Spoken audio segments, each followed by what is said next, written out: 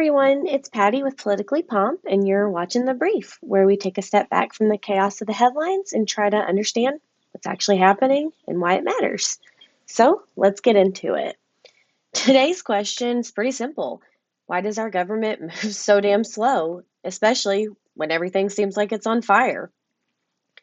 So, right now, it feels like the president is just bleeding support.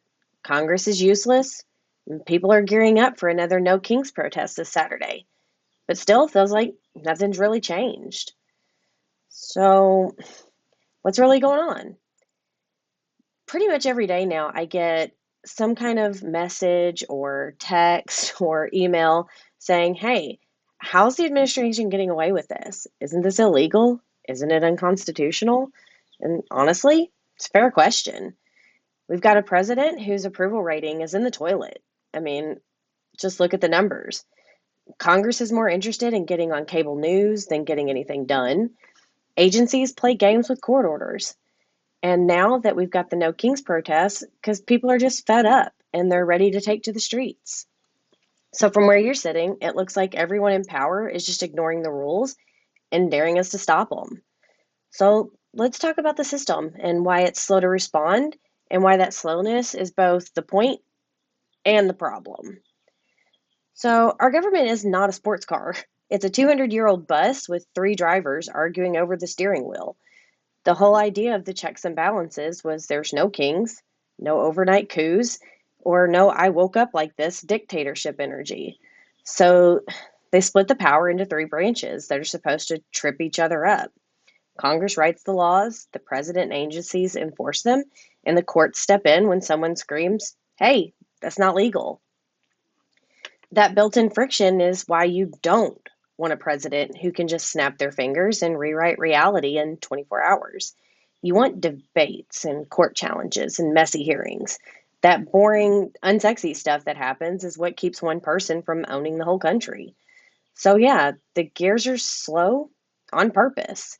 The system is designed to hesitate before doing anything huge. But here's the thing. There's a difference between a system that's careful and a system that's captured. When a wildly unpopular president keeps pushing the limits and nothing seems to happen for months, it stops feeling like checks and balances and starts feeling like shrugs and excuses. Congress has the power to investigate, legislate, and if needed, restrain or remove a president.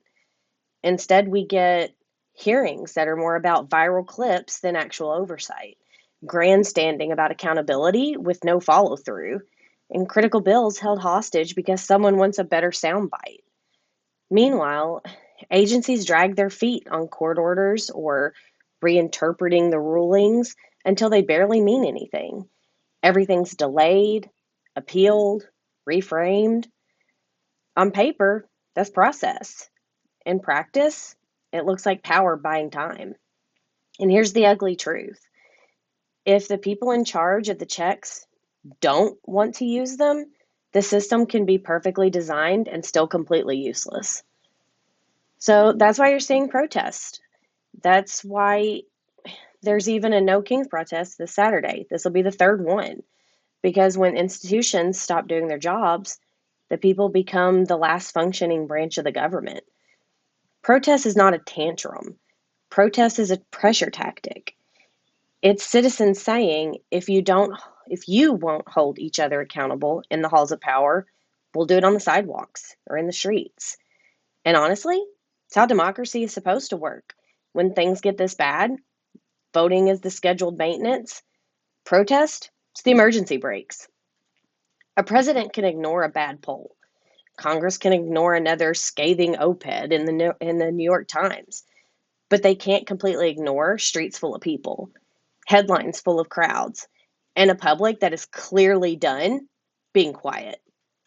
So yeah, if you're pissed, you're paying attention.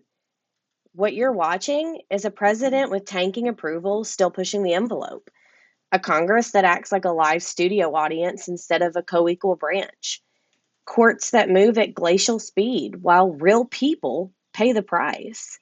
And now, with more protest organizing, because the normal channels feel pointless.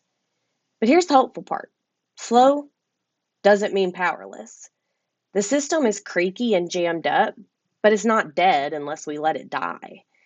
Every call, every protest, every no, actually, you work for us moment is a way of shaking it awake. Democracy's not supposed to sprint, but it's absolutely not supposed to lie down and play dead while our rights and norms get picked apart.